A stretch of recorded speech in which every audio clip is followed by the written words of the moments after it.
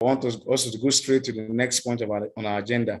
So thank you very much. We go straight to the introduction of our speaker, and the keynote address that will be taken by a colleague of mine.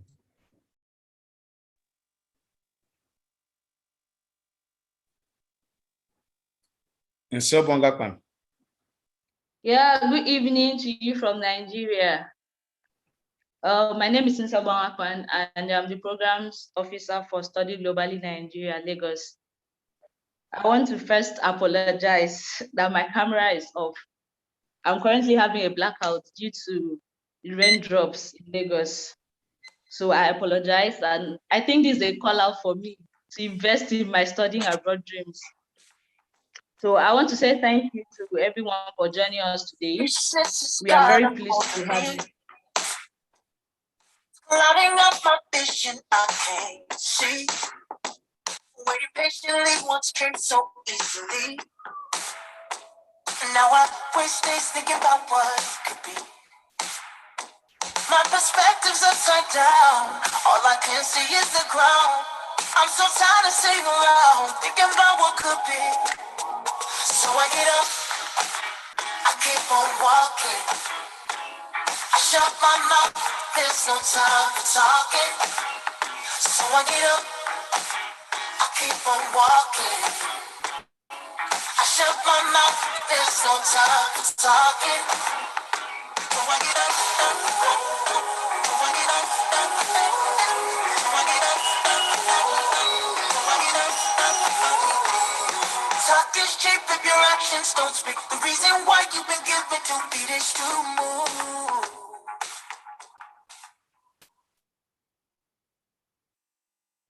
All right, thank you very much for that. As I was saying, I want to appreciate everybody for joining us today. We are so pleased to have you. This is our September edition of webinar brought to you by Study Globally Nigeria in collaboration with Society of Petroleum Engineers Port Harcourt session.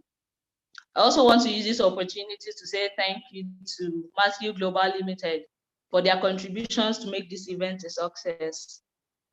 I want to start with this quote from Robert Collier. He says, "Success is the sum up of small efforts, repeated day in and day out." So I would like to ask my audience, what exactly are you investing in? What are you investing your efforts in? What are you doing to see yourself succeed? What are you doing in order to achieve your dreams? In today's event, our guest speaker will be speaking on PhD versus Masters abroad. Invest in your career. And I hope that this event is going to give us the drive we need to push our dreams of studying abroad higher. We also have panelists today who are going to help us answer questions. So I'm going to plead with us that we should drop our questions in the chat box, our suggestions in the chat box, and they will be attended to in due time. Having said that, please join me this evening as I welcome our guest speaker, Mr. Lotana Ohazuri K. He's currently a doctoral petroleum engineering student and graduate research assistant at the University of Austin, USA. He graduated with a distinction in petroleum engineering from River State University and a Master's of Science Petroleum Engineering and Project Development from the University of Port Harcourt. Lotana is a reservoir engineer and a sustainable energy champion with interest and experience in reservoir engineering and management, production surveillance and optimization, petroleum-related research, software training and consultancy, as well as project management. He has astute teamwork capability with multiple exposures to diversified teams. Welcome, sir. Good to have you today.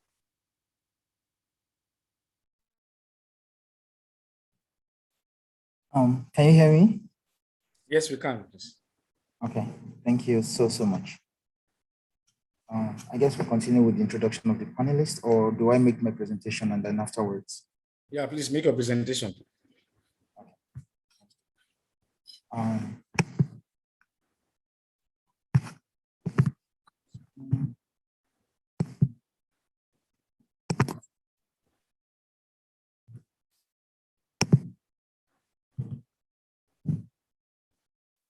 Could you confirm that you can see my screen? Yeah, we can see it. Okay. Hi, everyone. Thank you so much for being here today. It's a lot of persons. Thank you.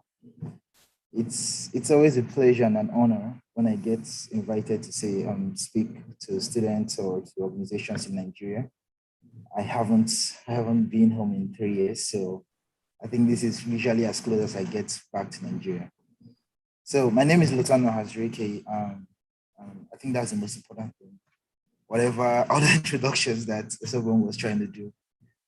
So I just wanted to talk to us today about basically advanced degrees, right? Because that really is worth a master's and a PhD. Master's, PhD, doctorate, whichever it's called, what they are. What does it take to get them? What does it take to get admitted into any of those programs? And then my hope is that I'll be able to wrap this up as, I think I have 30 minutes, but I'm trying to see if I can wrap it up in 20 minutes so that together with the panelists, we can take as many questions as possible. That's my experience. That's often a great benefit from these events. So this will be my outline. First, I'll talk about really what are these advanced degrees, going for a master's versus going for a doctorate. Then I'll present like a very brief, like a summary comparison of master's and PhD. I'll try to talk about the types and the implications of them, because master's, you come to find out, is almost like a family name. Likewise, doctorate as well. There are several kinds of masters, there are several kinds of doctorates. And each of them has different implications as well in terms of what you can do afterwards with the degree, the purpose of the degree, the way it is designed and structured. Then I'll give you brief things like, okay, now that you're preparing to apply, what should you have in mind? Then what are the typical application requirements for each of these degrees? I always try to put this disclaimer at the bottom here because I try to let people know that no matter how much I may know about this whole application admission thing, they're still my views and based on what I've been exposed to. And I may be saying something, there may be something else that's also possible that I may not be aware of. So I like putting that disclaimer out there. So do not consider things I say to be absolute laws. There are over 4,000 or 5,000 universities and colleges of higher institution in the United States alone. Anything I say here could be what's most typical, but different schools can always make a change to whatever they do or how they do their admission process. So first, about me, I think my life is pretty much summarized in this slide. So I'm currently a PhD student at the University of Houston. I try to also put this there so you guys see what's also possible when you go for an advanced degree. This is me in my house, my small apartment where I stay here in Houston. And this is me like in different parts of the US that I've been to. One of the benefits of the advanced degrees is that most times when you get to go for competitions or go to present schools or make presentations, you get sponsored. So this is me and my team in San Diego, California, one of the most beautiful places I've ever been to. The beaches were just so beautiful. This is me in Times Square, New York City. And then, I mean, I'm Nigerian. I have to put my favorite football club in there. So I'm sure you will understand. This is me also in New York. This is Grand Central Station. It's an underground train station. I think that's the most gorgeous train station I've ever been to in all of my stay in the US. This is me also with my team. Some students that we traveled with to California went to one of the most expensive places in the world. I've been to Beverly Hills in Los Angeles. So this really is just my life. There always would be an SP logo in there. I don't know if you do not know about SP Society of Petroleum Engineers. And later I'll also talk about some things that professional organizations could do for you. When Engineer Bada was speaking earlier, he talked about how I've been active. So I've been active from my days in UST, River State University. I became active in Port Harcourt section after graduating. And as soon as I came to the US as well, I became very, very active. And it has helped me, it has helped bring me close, helped me form a network, helped me really gain from being in Houston. I've had meetings, went out for lunch with vice president, executive vice president, senior vice president, CEOs, like, so much of these I got because of my involvement in SPE.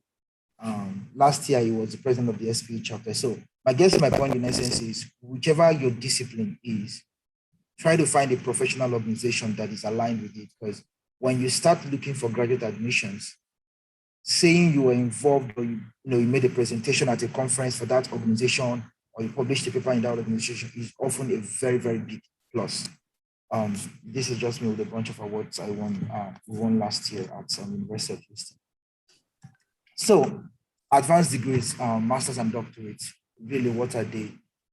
I started with this quote by Ralph Waldo Emerson. It was one of my favorite quotes growing up as an undergrad.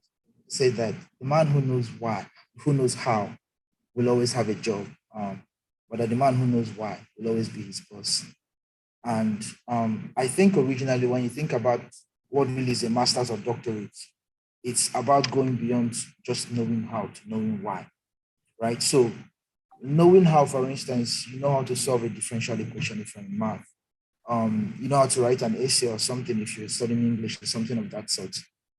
Knowing why, on the other hand, and goes to say more of when you go from just knowing how to developing skills and creativity. So the same calculus we know, the same vectors we're solving, you start realizing that all of the very big simulations you see for those in engineering, it's all based on that. You listen to someone like Obama speak and you say that, oh, he's actually speaking based on the same things and knowledge you've gotten all this while when you went for your law degree or your English degree. And you hear him speak, you hear the eloquence and all that. So going for an advanced degree is in most ways just trying to know more of why did I have to learn calculus? What really do I do with calculus beyond school? And then you start realizing that all of the marvelous things that we see built in these countries is really because of those same things we learned in undergraduates. So that really was the original picture. It was about, we need a different degree to teach people more, to help people go deeper, because bachelor's really is supposed to teach you, prepare you to go into a company and start working. So if you did, for instance, a bachelor's degree in petroleum engineering, it's supposed to prepare you well enough to step into Shell or Chevron tomorrow, the following after graduation, and start working. If you did a bachelor's in physics or something, it's supposed to prepare you well enough to step into a company or a school or something the following day and resume working. So because of that need, schools had to focus mostly on teaching people what they needed to know to do a good job when they start working. And along the way, it became imperative that they needed more options. They needed to find a way to train people that could help invent things, people that could help solve major problems, people that could do more than just the job. And that was how masters and doctorates came about. However, in the world of today, it's not really about, you don't really go for masters and doctorates simply because you want to become the next Einstein or the next, what's her name? Chimamanda Adichie, or the next Chike Obi, right? Going for an advanced degree now is more or less an avenue for self-development. So you have a bachelor's, you've worked for 2-3 years, and you just decided that, oh, okay, I think at this point in time, I want to get more degrees. I want to get a promotion, for instance, or I want to learn something new. I want to change my career path, or in very simple cases, or you just want to relocate to a different country. Because usually I tell people like that, there are like 2 or 3 different ways I know that it's easy to relocate to a country. And in my opinion, the easiest is going for a grad school, going to that country for a master's or PhD or something of that nature. So in essence, this is really just a brief overview of what masters and doctorates are. Now, the question is, what then is the difference? So I've talked about that it's about knowing why. So if it's all about knowing why did they have to come up with a doctorate after the master's, right? So what was the ultimate purpose? I try to summarize like some of the major differences also. Excuse me.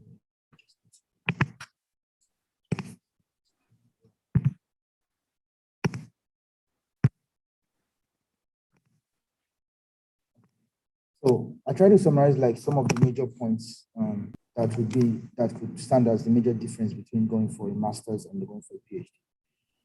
So first of all, in terms of content, so what's the nature of the content in either programs? When you go for masters, you tend to take more of classes and few or no research. I'm going to explain later. So there are actually what they call research-based masters, and then there are applied masters. So there are some master's programs you go for, and you would not have to write a thesis or a dissertation.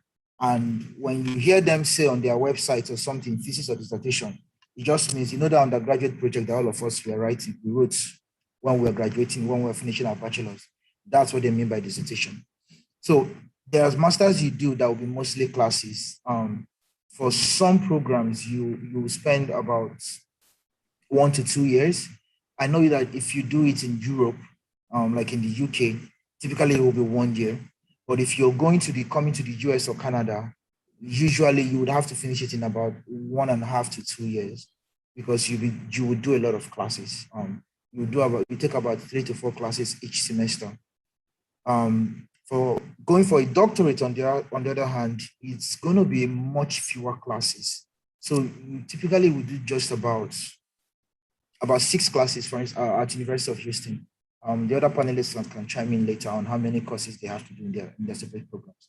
But at U of H, it's typically about 6 classes. That's all you have to do. And you spend more of your time focused on research, making publications, attending conferences to make presentations, and doing other stuff.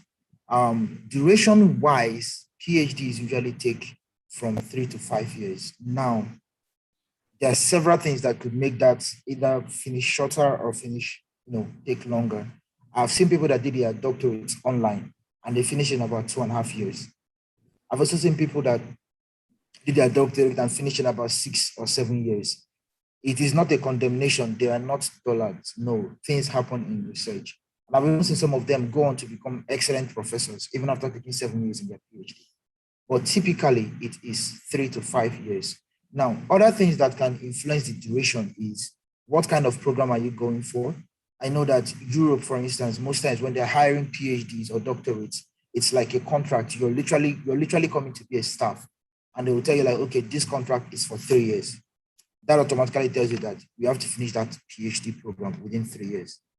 In some cases also, if you're coming to the US or Canada, the funding that the professor who is sponsoring you has can be limited in duration. So they could tell you like, okay, you have to be done in 4 or 5 years, because after then, if you're staying longer, I won't have money to support you again.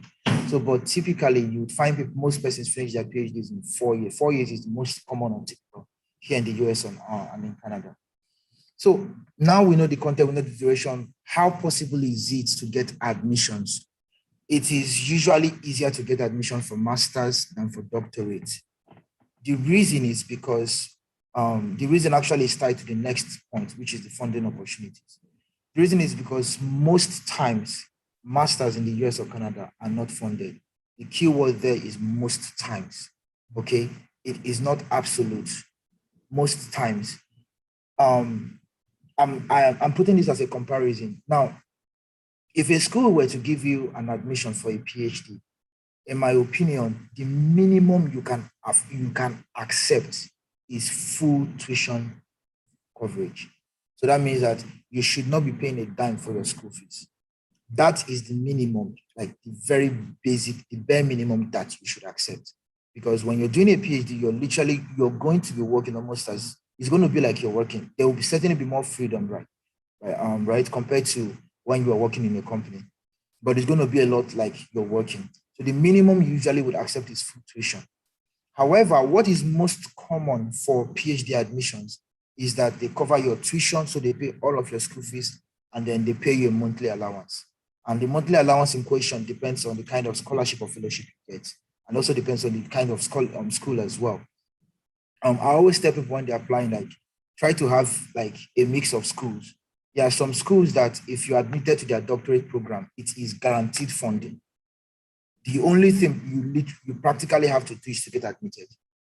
That is really all you have to do. But once you're admitted and you state in your application, they will ask in some applications, they would ask you, would you require funding or support? If you know you do not want to pay yourself, just put yes. There's no need to lie to get in. No, just put say it there, say it there. Yeah. So for some schools, all you have to do really is to get in. Once you get in, funding is guaranteed. So because of that fact that typically they have to pay your tuition as a PhD and then pay you monthly stipends. Stipends can be $1,000.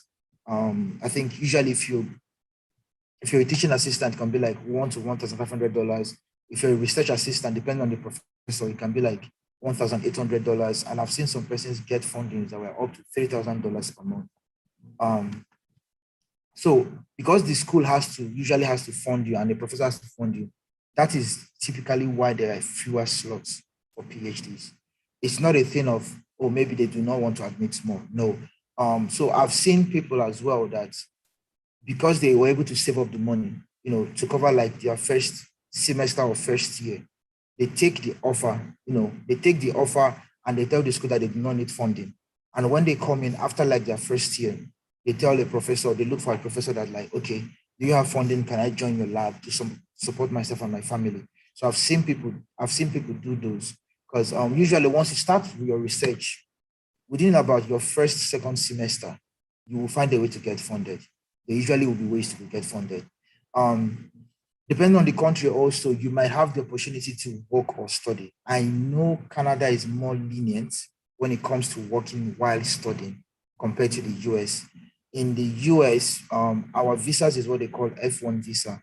And F1 visa only allows you to work 20 hours per week, which is like part-time work.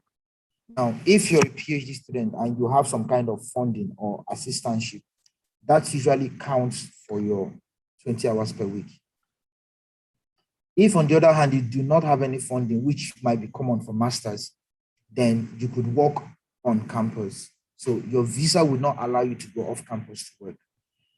Aside from, but those are like the physical works you could do. If you're someone that's good with like, virtual work, this some internet-based work that's, gig jobs that people do as well.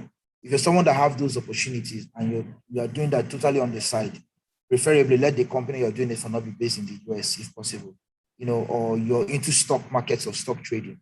I have friends that are also like, in addition to their research work they're doing and all that, they're also doing a lot of stock trading on the side as a way to be making some, some side money. So that usually will be the situation on when it comes to working while studying. But as far as I know, it is easier in Canada. Let me open the chat.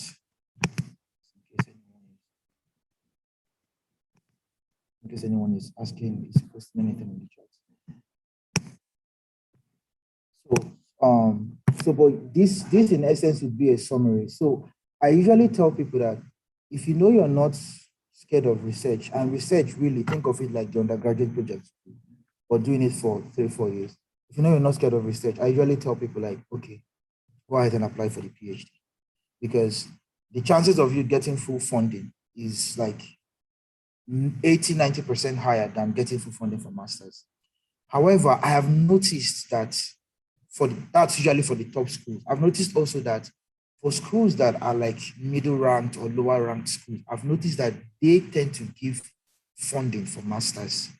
The funding is usually not as high as they give for PhDs. But I've seen some of those schools give funding for masters as well. So that's why, again, like I said, it's not a rule of thumb. There are things that make it easier, but there also, it doesn't mean that if you do not do those particular things, you won't get that particular option or opportunity. So I've spent a lot of time on this slide. Again, we can come back to this later if there are questions. If there are questions on some of the stuff on this slide. So now that you know the difference between the master's and the PhD, typically, what are the various types? Depending on your major, your discipline, there are so many names that they are called. There is MSc, there is MS, which is like Master of Science. Now, I put those three first, MSc and MEng, so that I could make a distinction. Now, remember I said that there are some masters you do that you may not be required to do. You won't be required to do research. Those are usually what they call professional or applied masters. An example of that is for engineering, what they call MEng. So if a school admits you for an MEng, what they do is, instead of you doing like 6 credits or think like 6 or 12 credits. That's what you do for research. Instead of you doing that for research, they will allow you to take classes to cover up that.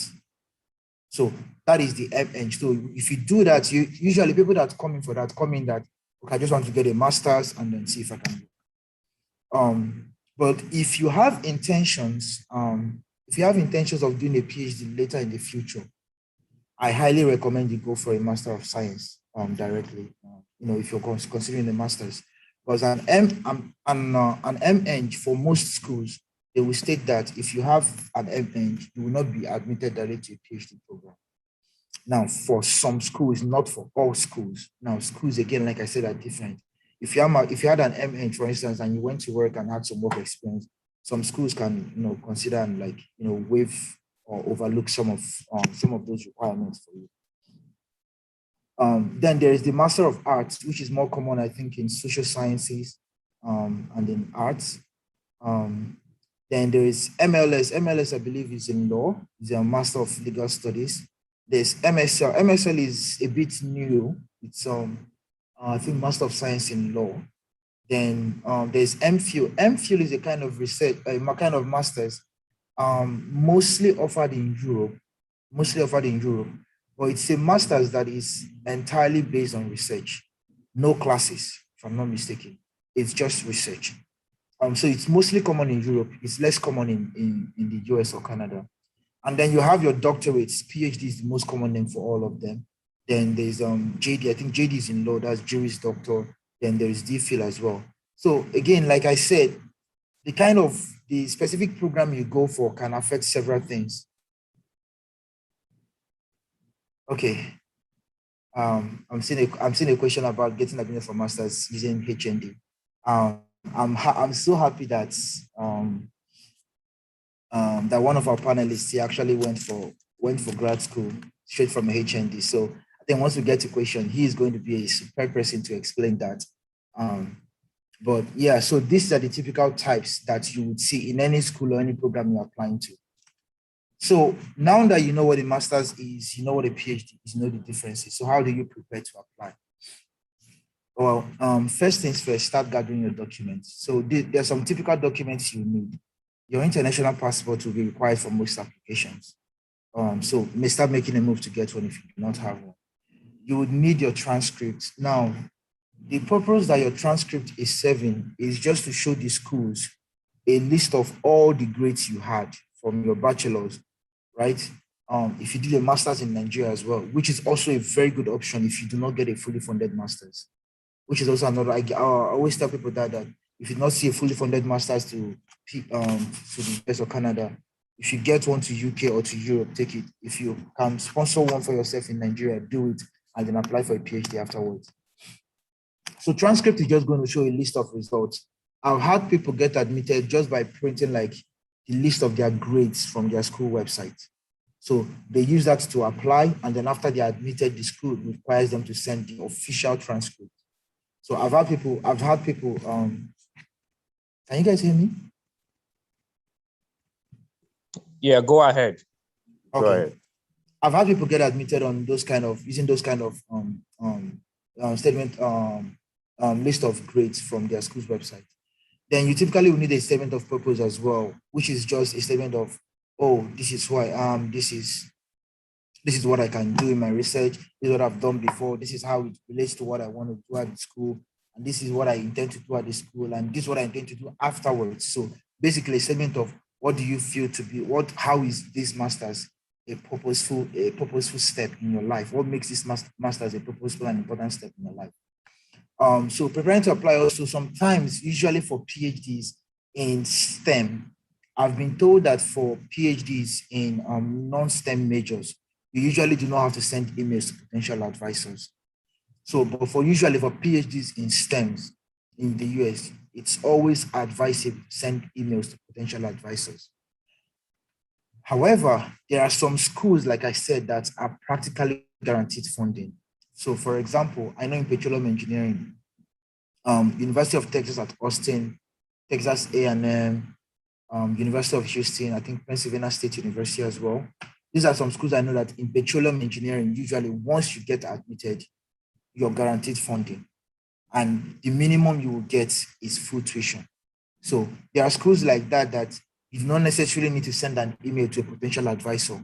However, it is always recommended if you are going for STEM PhD or doctorate, try to contact 2 or 3 professors in that department.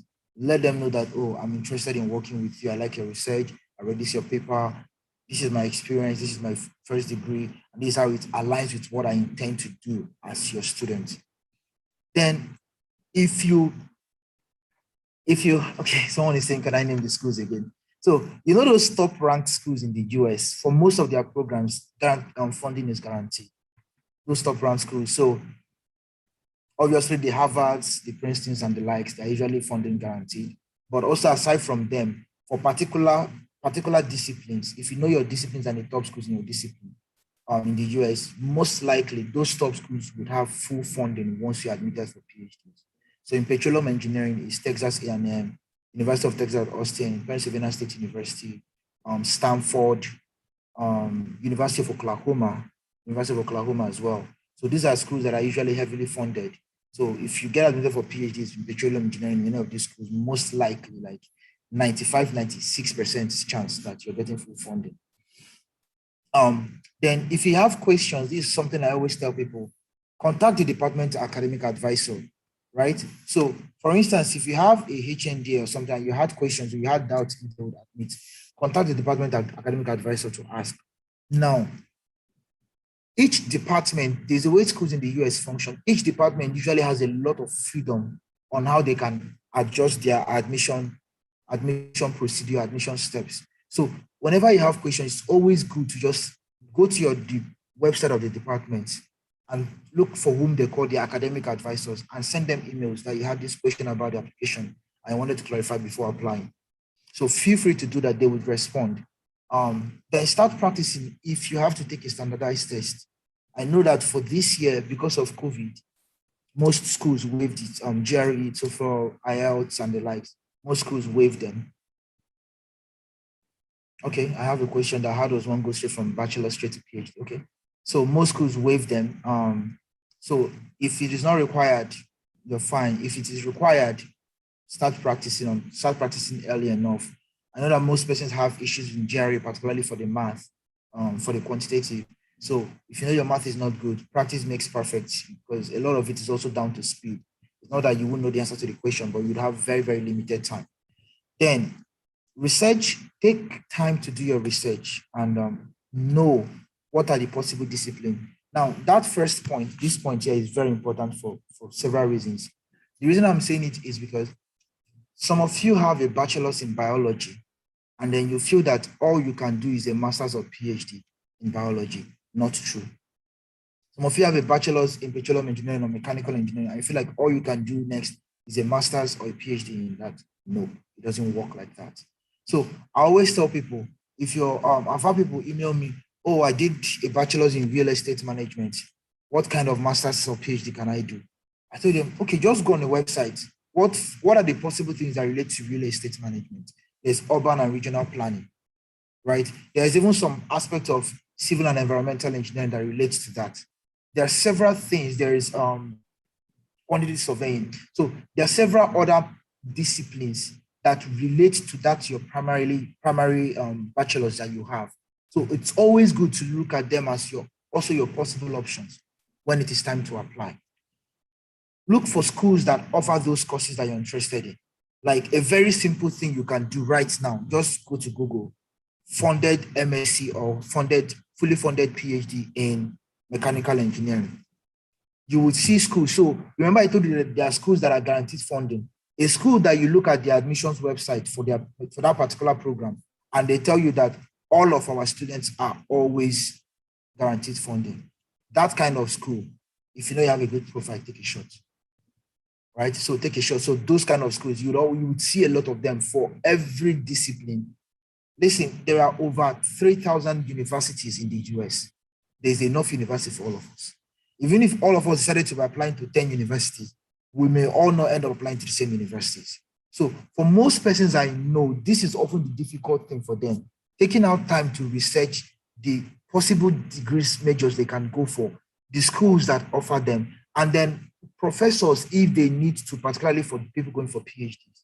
So if you can do this step most times, people that I've seen that took time to do this particular step, they always end up getting funding because they discover far more schools. Like a very good example, for instance, you know how I said University of Texas at Austin for petroleum engineering. Now, US schools have this system, what they call system for the college. So you have, for instance, California State University. California State University is not just one. There's about 4 or 5 different universities that are under the name California State University. So there's usually one that is the most popular. But apart from that one, those other 4 or 5 would also have very good and very well-funded programs. There is University of Houston. University of Houston has about 4 different campuses, all under the University of Houston name. University of Texas, there's Texas at Austin, Texas at Permian Basin, Texas at Arlington. So this is another thing you would find out when you do some research on your program, on the possible schools. So you'll find out that all of those schools you see, there's usually just one that is the most popular. But apart from that one, there are other schools as well under the same name. Texas A&M College Station, Texas A&M Kingsville. So think about this and do your proper research. And usually you find out that you have far more options than you think. And then the last and final thing I always tell people is, while you're doing this, look for steps you can take to improve your profile. So what is the typical step? So what is a typical step? Oh, I'm sorry. It seems like it's raining over there. Sorry. So what's the typical step you can take? That undergraduate projects you did, try to go and convince that your advisor or lecturer to get it published in a journal. Very big plus. If not a journal, if it's to go to a conference and present it, very, very big plus to your application when you apply. If you know you want to do something and there's an online course on it, go and take it. Take like 2, 3 of them. It's about improving yourself and improving your profile while you're applying. If there are professional organizations within your discipline, especially the ones that are international or global, join them, take up a role. If I apply to any school, for instance, in petroleum engineering, and I stated that, oh, I am the program's chair, or I am this technical member, or I'm a member of technical committee for Society of Petroleum Engineers, Port Harcourt section, everybody forgets the section that comes afterward, but the name Society of Petroleum Engineers in petroleum engineering is global. Every single professor knows it. Even apart from petroleum, those in geology, geoscience, they know the name very well. So find what is the international organization for your discipline. If it's active within Nigeria, take up a role, attend their meetings. It's also a good place to meet people, to help you if you're looking for a job as well within Nigeria as well while you're applying to schools. So take those steps to improve your profile so that when you're applying, your GPA will not be the only thing you have to offer. The fact that you had a first class or 2-1 will not be the only thing you have to offer. I think I'm running out of time. So now that you've prepared to apply, these are the typical application requirements. For those going for masters, I had some question about HND. Yes, it is possible. I know my department, I asked them once for someone and they said no, that they do not admit that. But because of what's his name that's on the panel as well, I know that it's possible because he got it using that. He got the masters. He got the masters based on his Wilfred. I think Wilfred is on the call, right? Yeah, Wilfred should be on the call. So I know Wilfred got masters directly from HND. So because of him, until I met him, until I got to know him on LinkedIn, I did not know it was possible. So again, I know it is possible. But usually to graduate for masters, you need a bachelor's. Then standardized exams if the school and the program requires it. Now, remember, there is what the school says. There is what your specific department says. Okay? I have seen departments with GRE for someone that they really liked. I've seen them do it. Okay, I've seen them do it. And again, the person was just bold enough to send them an email. And the professor really wanted him.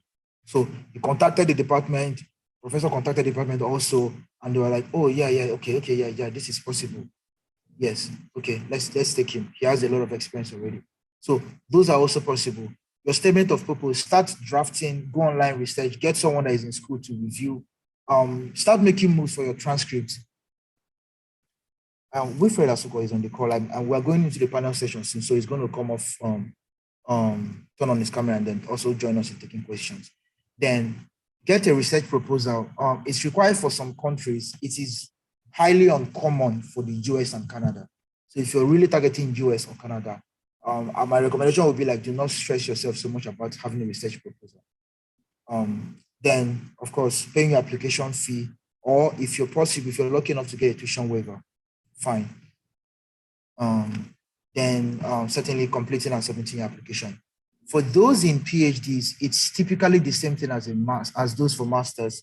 The only difference is that for PhDs, you can actually get admitted straight from bachelor's. How do you do it? The same thing someone that has a master's do, you apply. Now, again, there are things you can do to improve your profile beyond the typical master's PhD applicant.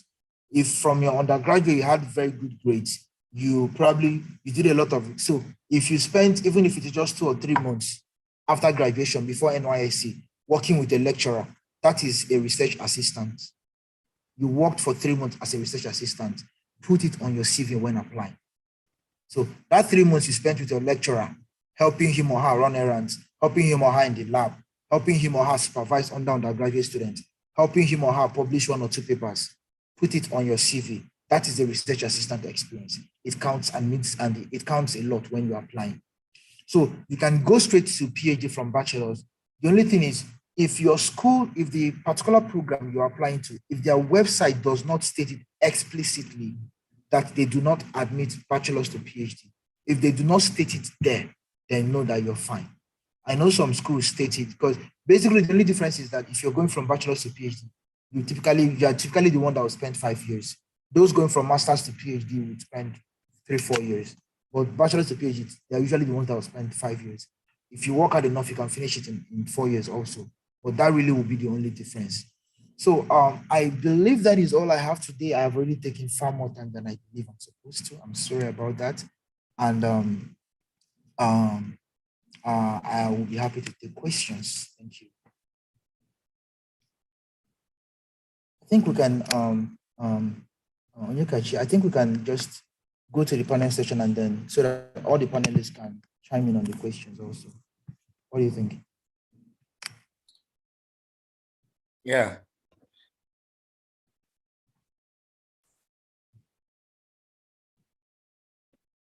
Hello? I'm with you. So I want to share my screen now. Okay.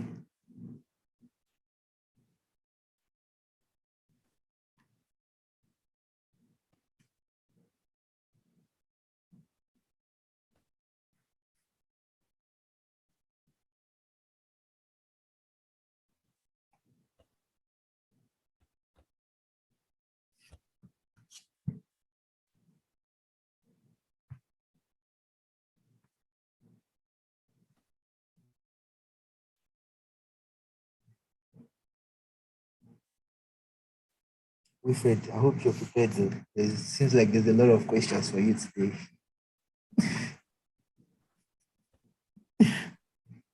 I was just happy when I saw your name in the panel. So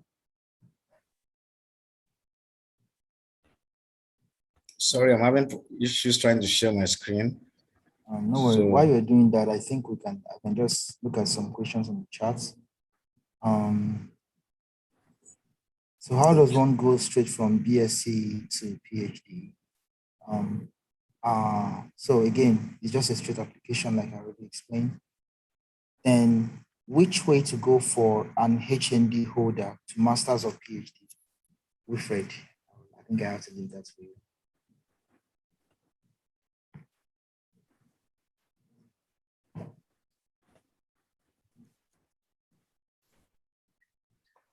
All right, guys, thank you so much, Professor.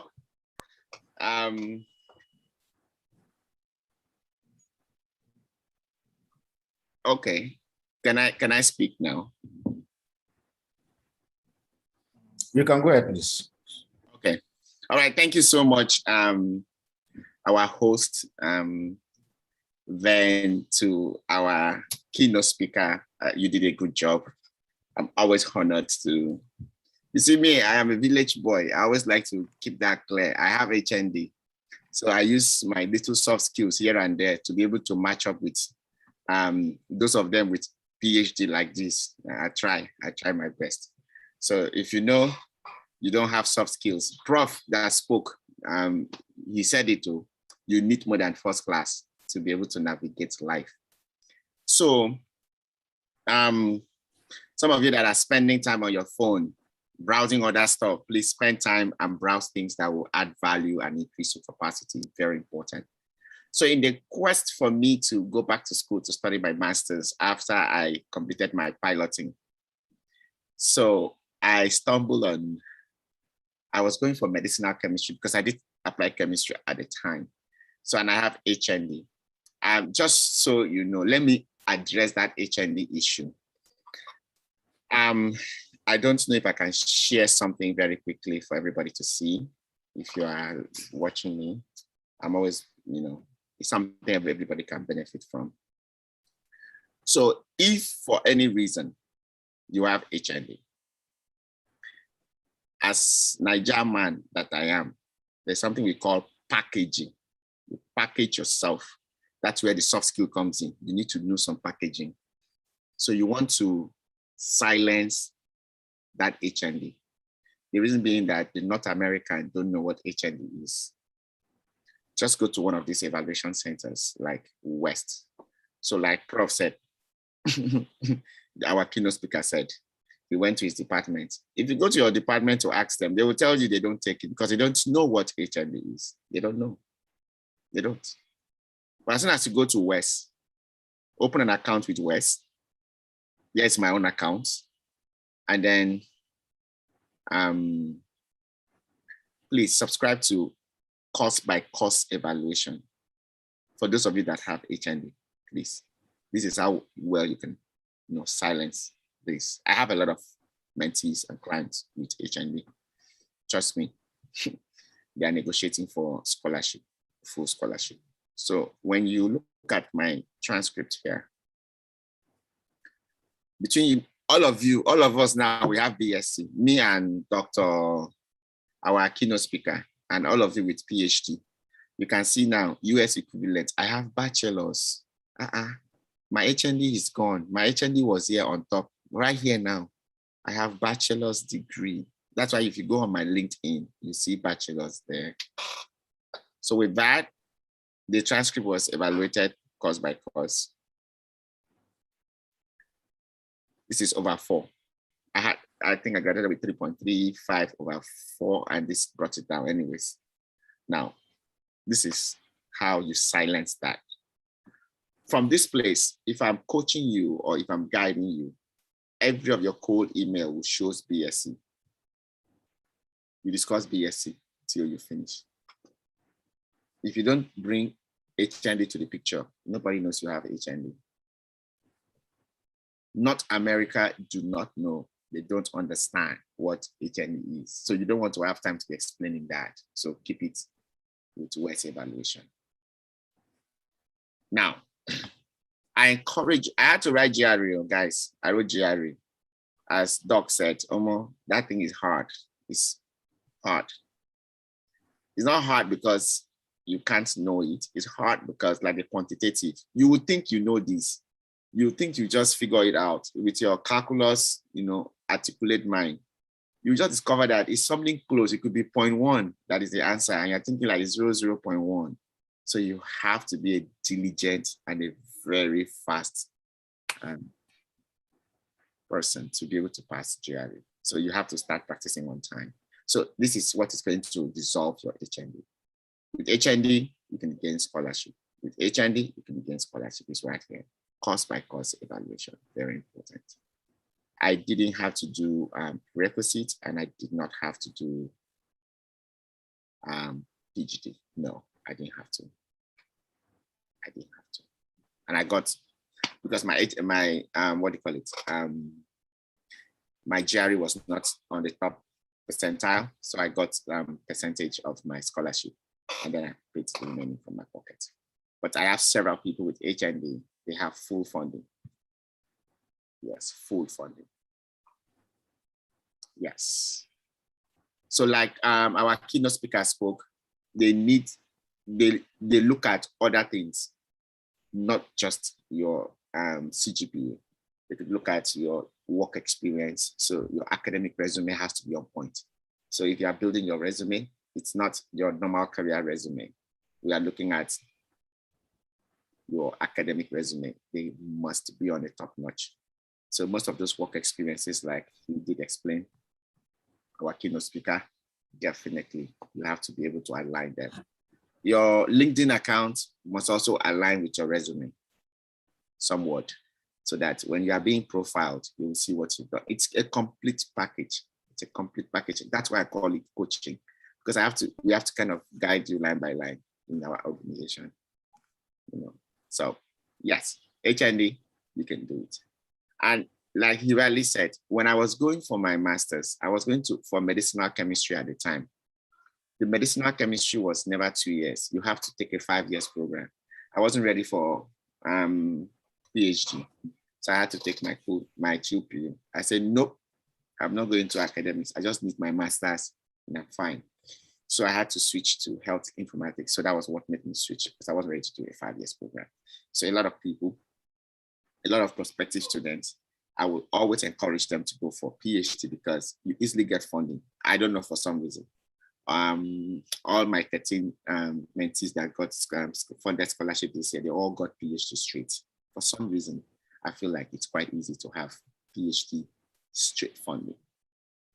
And another advantage to have that is that when you have that PhD funding, it enables the professor or your research supervisor that you're working with to maximize your potential. And it also allows you to better understand the system, get grounded, understand the opportunities that you can explore while you're running the program. Our keynote speaker can tell you guys better. He has shared some of his experiences that he's having. So at the end of your 2 years, which is your first master's, you just continue. Not that you will be looking for another funding, start looking for OPT. It could be a little bit rocky, but with your PhD, there are significant opportunities that will come with it. You can, at that point, you can apply for your NIW, for your green card opportunity, a lot more, a lot more. I know you guys are going to ask me what NIW is. We should be holding a workshop on that sometime next month. Dr. Tunde, our career coach, expert at CIT, is going to talk about that. For those of you with PhD over here, yes, you have an opportunity to apply for NIW at some point. So you better have to have an understanding that while you're running this program, you could also start to gather eligibility requirements. There are some requirements that will qualify you, like most of the stuff that our keynote speaker shared that he's been doing. Those are the evidences that he's been adding to the US government educational sector. So definitely, by the time he's going to be applying for that, it's going to be a great opportunity for him. So okay, a lot more. Thank you. Okay, thank you very much. Thank you, Mr. Yes. So I will go to the introduction of our panelists before we now go into the panel session now. So our first panelist is Mr. Wilfred Asuquo. As you can see, I'm reading his profile.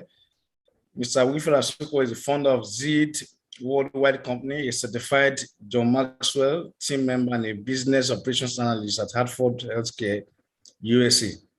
He graduated from the Federal Polytechnic at Ekiti in applied chemistry, Wales evaluation, BSc, and Sacred Heart University, USA, with a Master's of Science in Healthcare Informatics. Wilfred is officially a citizen of the United States of America and a certified Agile Scrum Master and a business analyst. Professional with 14 years proven experience in project management, business and data analysis, customer service, aerospace, and healthcare domain, with solid interpersonal skills, effective leadership skills, able to work in a cross-functional team, and ability to work on his own initiative. Thank you for coming on board. So I'm going to the next introduction, and that has to be our next panelist. And that happens to be our own dear friend and sister, and that is no other person than Mrs. Oludolapo Makinde. She's a doctoral student at the Peter A. Allard School of Law, University of British Columbia, UBC, Canada, and a Nigerian trained corporate lawyer. Her current research is at the intersection of corporate governance, anti-corruption law, and artificial intelligence. She also obtained her LLM degree from UBC, and her research involved the comparative analysis of Nigerian and Canadian corporate governance frameworks. Prior to her pursuing graduate studies, she functioned as a legal associate at Kenan Partners, a leading law firm in Nigeria, and provided corporate governance advisory services to the firm's multinational and local clients. In her spare time, she enjoys working with students applying to graduate schools. Thank you. Welcome to our this particular evening from Nigeria. I go to the next panelist, and that's another person, Mr. Ayodeji. He is currently a doctoral student at the University of Sheffield, United Kingdom, studying for a PhD in public mental health. He graduated from the University of Ghana in psychology, having obtained a BSc, and Coventry University for his master's degree. Understanding the relationship between the biological, physiological, and social elements of an individual's life, Mr. Ayodeji is a trained clinical health psychologist, competent in delivering tailored healthcare services to different individuals with varied health challenges, enabling better patient care.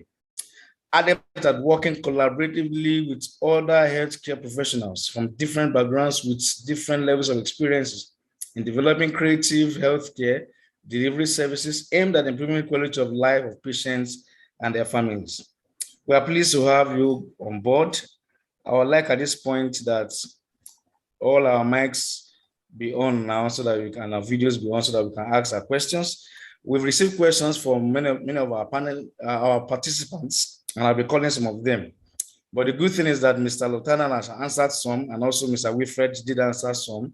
So I'll be going to the questions that actually are concerning them. The one that was asked by Real One, Abdurrahman, which goes thus. He said, which way to go for an HND holder to master's or PhD? I think Mr. Wilfred was trying to throw some light there. Which way do I need to go for me as an HND holder to master or PhD? And you've answered that extensively. So I'll proceed to the next question. This one is from Mr. Felix Ahire.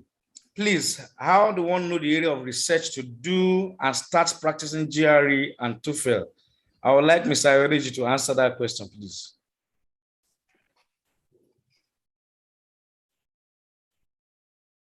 Okay, good evening. Good evening, sir. Good evening, everybody. So in answering Mr. Felix's question, how does one know the area of research to do? It's a bit of I wouldn't say hit and miss, but research generally can be born out of personal interest.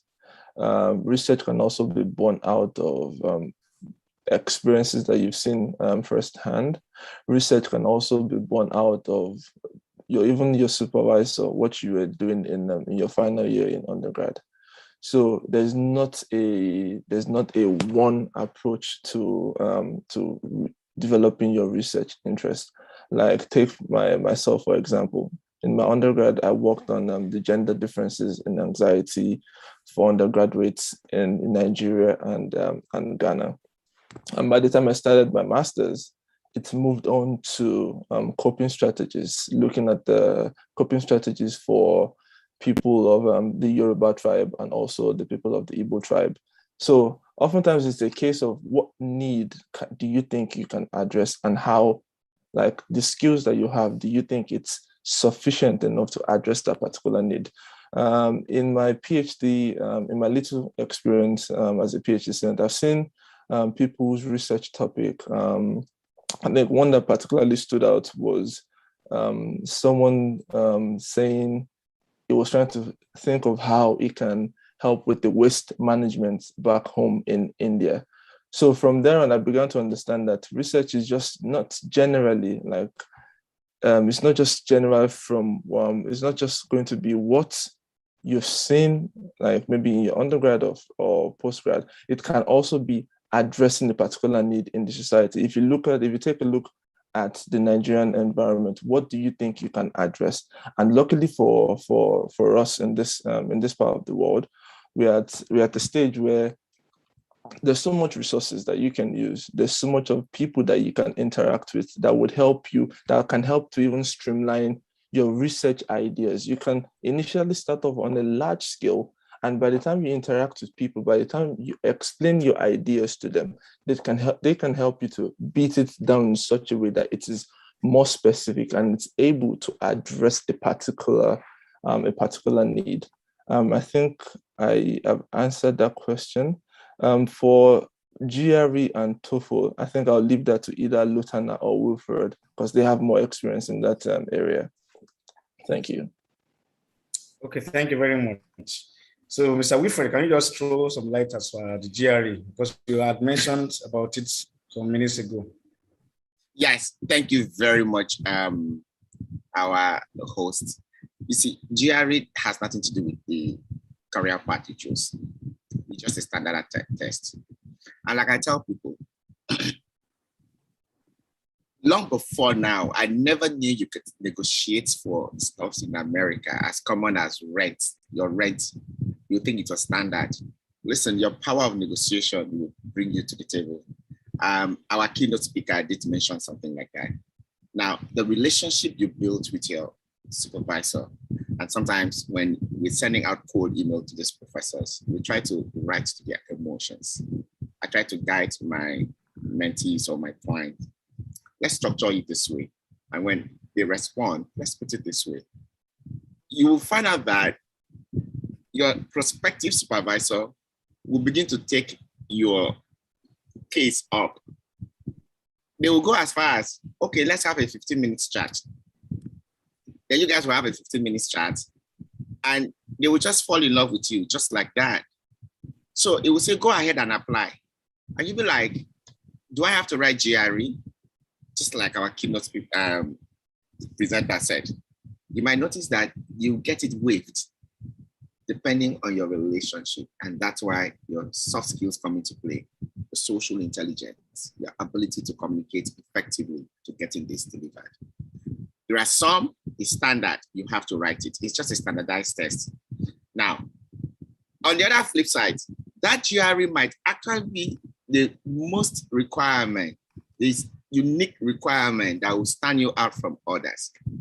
So I have a client recently, she graduated with 2.2, and it wasn't her fault. She's damn smart. She wrote GRE, she got 333 over 340. I'm on her case that she just have to get a scholarship because everybody said she wasn't going to get a scholarship. I said, no, that is a real scholarship. Now, what have I done? In sending out a cold email to the professor, the composition, the setup, the packaging, it's all encompassing in such a way that if you are a professor and you are reading a cold email from that lady, you won't turn her down. It's all wordings. So it's just a standardized test. It has nothing to do with any course that you are reading. It's just with quantitative, qualitative, and your verbal reasoning. Practice, practice, practice. I must tell you, it's like the quantitative. I thought I was smart when it comes to mathematics. No. It will come so close. You discover, why did I miss it? So you have to be diligent. So all these engineers looking at me, all of you that did engineering, I'm sure you know what I'm talking about. So, Doc, probably I'm saying something that is not relating to what you're saying, but you know how that's how it goes. So it has nothing to do with the course. Yeah, you're very it has much nothing to do with the course. Mm-hmm. Yeah, it has nothing to do with the course. The quantitative is more about your speed than just speed, right? knowing it. Yes. Mm-hmm. So, and to really build and develop your speed is down to a lot of practice. Like, correct. Practice. Go online. There are Magoosh videos. There are different videos. They'll be showing you like the same 10 plus 25.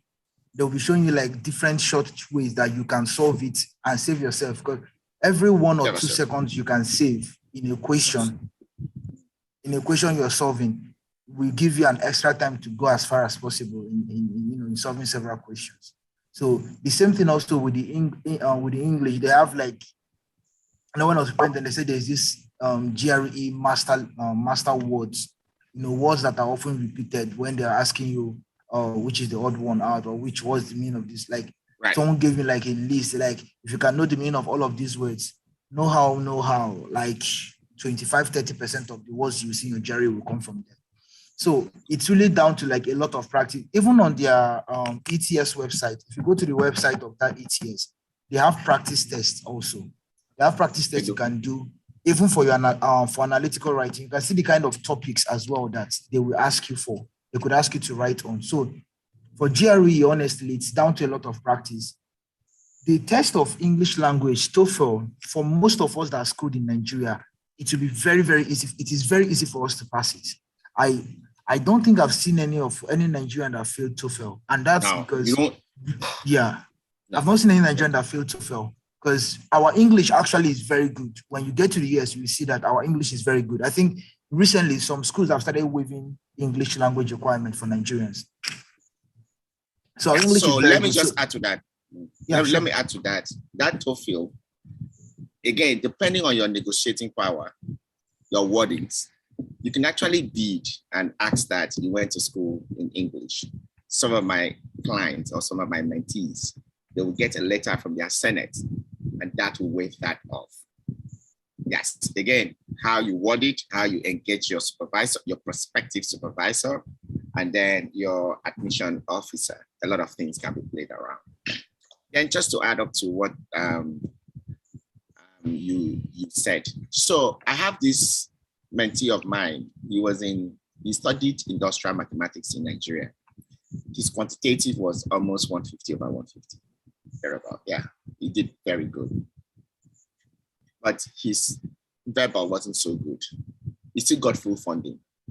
So when you submit it, let's say you are doing industrial mathematics or you're doing electrical engineering and your quantitative is high and your verbal is low, yes, you can still be considered. So they look just not the total score, they also look at individual that you also have. Now, if you're doing business courses, take note, check the website explicitly. You might need to do GMAT, not GRE. Even though some schools will accept whether GRE or GMAT. Sometimes you're going for MBA, a lot of people go for MBA because of business analytic. Please check the website keenly. You might also see that. GMAT, GMAT, and then you also have GRE. GRE is strictly for STEM courses. A lot of people that go for STEM courses, science, technology, engineering, and mathematics.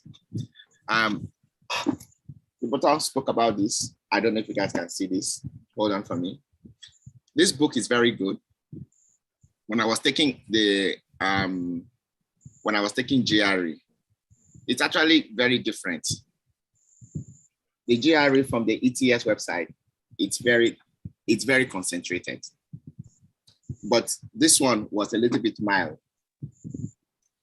This one is from Princeton. This one was a little bit mild with the verbal reasoning. But this is from GRE themselves. It's very, very detailed. If you go through this one, it will enable you to practice a lot. And you can actually have it from their website. You can download it from their website. So just so you know. So Prof is saying nothing but the truth. Yeah. Thank you. Okay. Thank you very much. So I have many questions here, and I know we don't have much time to handle that. So I would like us to just be brief at this point. So there's a question from Tawa Carl. Tawa is asking, and her question goes though. She said, I'm currently doing my MSc in Nigeria, but my expectation is not met, and I don't have the confidence to pursue PhD with this MSc. I plan to start from MSc in USA. Hope my decision won't affect my visa interview. I would like to recap. Her question is, I am currently doing my MSc in Nigeria, but my expectation is not met, and I don't have the confidence to pursue PhD with this MSc. I hope to start from MSc in USA. Hope my decision won't affect my visa interviews. If Omolade is here, I would like her to answer this question. I don't know if she's online.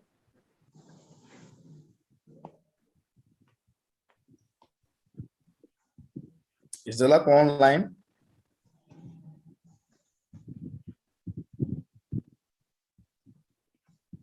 Yes, I'm online. Okay. If you got my question right, I would like to recap. She said she's asking that I'm currently doing my MSc in Nigeria, but my expectation is not met, and I don't have the confidence to pursue PhD with this MSc. I plan to start that all over again, my MSc in USA. Hope my decision won't affect my visa interview. That's a question. I don't know if you have an answer for that. Okay, I can attempt an answer, although this is not my core area. I don't generally give advice on immigration because it's all very different. But I'm going to speak based on my Canadian experience. And for if she's looking at studying in Canada, for example, you don't have interviews, you don't have visa interviews, you just submit your application, and based on the merit of your application, the processing officer either grants or rejects your application.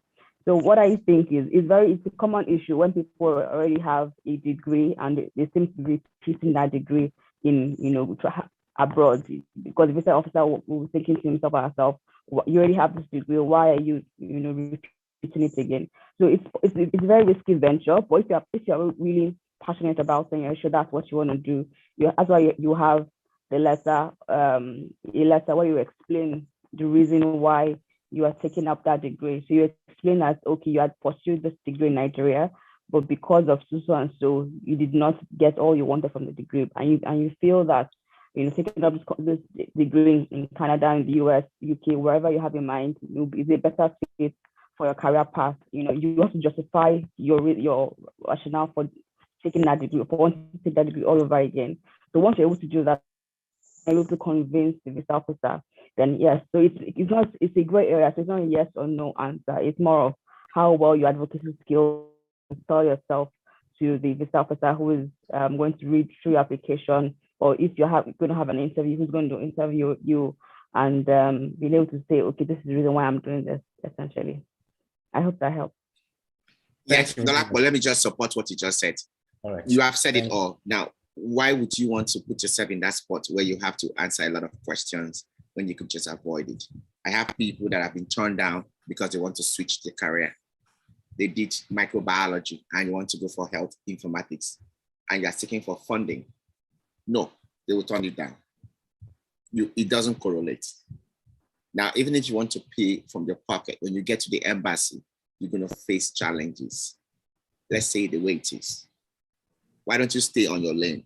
If you're doing microbiology, stay on microbiology. When you come over, you can switch when you are in here. That's wisdom. The beggar is not a chooser, but definitely he has a choice. Yeah, so I just want to clarify. So the question was, is it about a switch in career in courses, or wanting to repeat the same course done in Nigeria abroad? Is that the question? Can someone please clarify In that? bachelor's? Is it in bachelor's?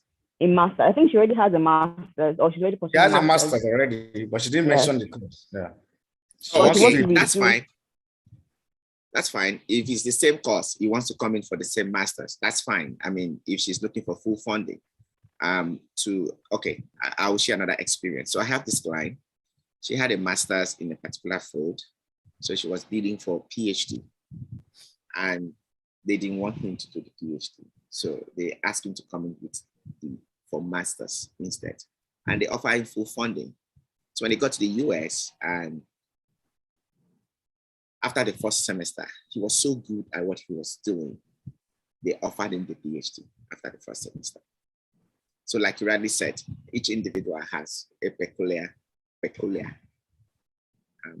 circumstances. And again, how well you package yourself, how well you're able to deliver, definitely will get the outcome of it. Yes, it does happen. Thank you, Wilfred.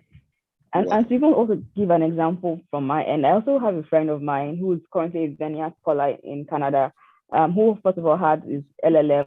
LLM is a Master of Laws in Nigeria, and then he came over and did another LLM in Canada, and another LLM in Canada. So it really affects his visa application. They knew that he already had an LLM in Nigeria, and we applied for another LLM. He was able to justify and explain why he was doing another LLM degree, and he got the visa, and right now he's one of the top doctoral students, in Canada. So that gives you, as long as you're able to sell yourself and explain why you're doing it, I think that will be fine, really. Right. Okay, thank you very much. You just said it right. You said being able to sell, the ability to sell yourself is what will stand for you. So I think that answers her question. I have Sharif raising his hand, and I'll ask him to, let me give him the floor now this time. So Sharif, Allah, please just go ahead with your question.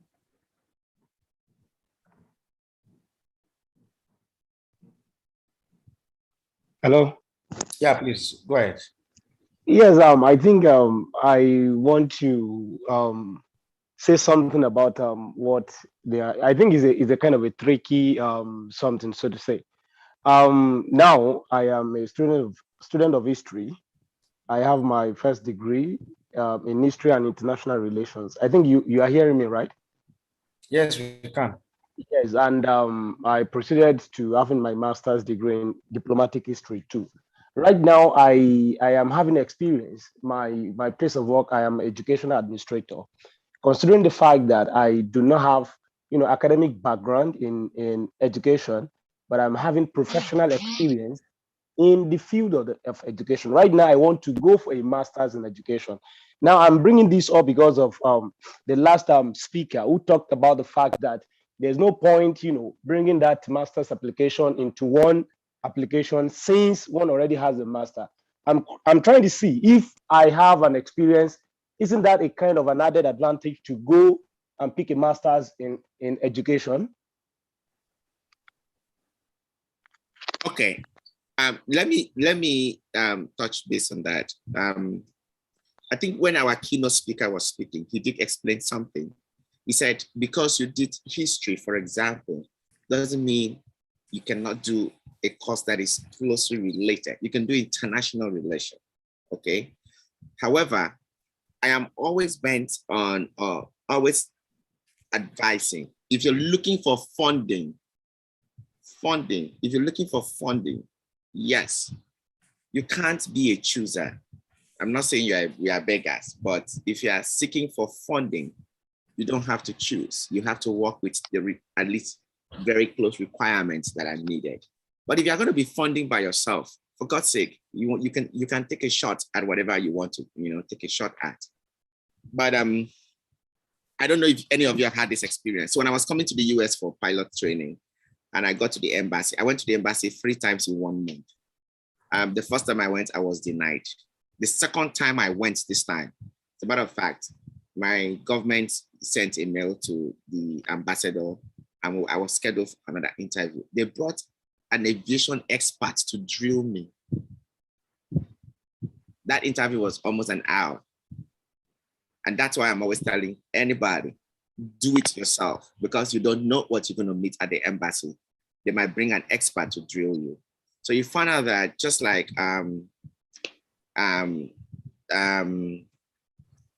Dolapo spoke, I mean, you definitely might want to be confident at what you're talking about for you to be able to proceed with this. So if you have your, in that same field, and you're able to defend that, you don't know what's going to be at the embassy. They might bring an expert to drill you, and you want to get a visa. You never can tell what's going to happen. It's going to be an added advantage, Fred. Yes. You're going to pay from your pocket. Yes. Of course. It's taking a shot at opportunities. Yes, you can. But if you're seeking for funding, you want to align with the requirements so that you can meet that funding expectations. So that's just my goal. I'm not sure if you got that right. Sure, I do. Good. Thank you. I echo the same sentiments. When I wanted to apply, I felt like I wanted to switch to tech, computer science or something like that. Yeah. But at some point, I just realized, like, okay, looking at my profile, I was sure that getting fully funded PhD in petroleum engineering was not going to be a problem. So I just had that idea that, okay, how about get in first, go for the PhD in petroleum engineering. And once you're in, you can do whatever you want. Right. Now I've taken you can even be doing your PhD in petroleum engineering and you go and take a class in tech. You just have to find a way, like Wilfred said, negotiate with the advisor. oh, okay, I need this for my research or for my career or something afterwards, you're allowed to. So I've gone to go for certifications in that within the school while I'm doing the PhD in petroleum engineering. But if I had wanted to go for PhD in computer science, it would have been very difficult because they would have gotten probably 1,000 applications also from computer science majors with experience and everything in that field. So I would have put myself in a spot where I was not the most favorable applicant. Yes, I have this, my mentee in Indiana State. He did industrial mathematics, like I said. He was so interested in data analytics. He didn't have to take any classes anywhere. So what he did, I told him the certifications to do. So he took those certifications. As I'm talking to you, just as I'm talking to you right now, he got a job as a data analyst. He did industrial mathematics. He wanted to go for his PhD in that domain again, but he was so interested in the same tech space, data science and all that. He only did certification. I encourage anybody listening to me, you want to do all this data that is trending, which is what I'm doing. You don't need to go to college to do it. Stay in your lane, but you just have to do an extra work. You can take certifications, choose a path, choose those certifications and focus on them. Trust me, it will change your narrative. But when you finally get your PhD or your master's in any field, it will still speak for you when you're getting a job. But those skill sets will still earn you more money. I mean, I'm saying this out of experience, okay?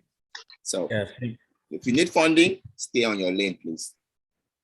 Okay, thank you very much. Before I would allow the duo of Johnson, Uduka, and Daniel Onweze to ask their questions, the answer is, I have a question that was asked by one of our participants, and that question goes thus. He said, well done, sir. And I'm going to ask this question directly to Mr. Lieutenant. How can one write a compelling email that professors can reply? I have written a couple of mails on requests for PhD supervision, and I'm here to get a reply. I have a PhD grade MSc and have 6 years experience in brewing industry. I want to transit into the academia. I have gotten 3 academic journals in the past 3 years. That's his question. So he's asking how he can write a compelling email that professors can reply. Okay. So I'll answer this in 2 ways. The first thing I would say is, how many emails has he or she sent? Because so it's a trend when you're contacting professors, there's a way funding works. The professor may have funding this year and maybe not have space. Next year, when 1 or 2 of his students is graduating, then he has space. So there's a way it works. So simply because that's why again I said, know your discipline options, know all the possible schools that could admit you for it, and the professors that might be interested in your research area. Okay. I posted something. There's a WhatsApp group where I share tips to people. I posted something recently that one of the girls I saw on LinkedIn that got full funding to Princeton, she said she sent emails to over 150 professors. That was the record I've seen, the top record I've seen so far. For me, when I was applying, I sent emails to over 40 professors.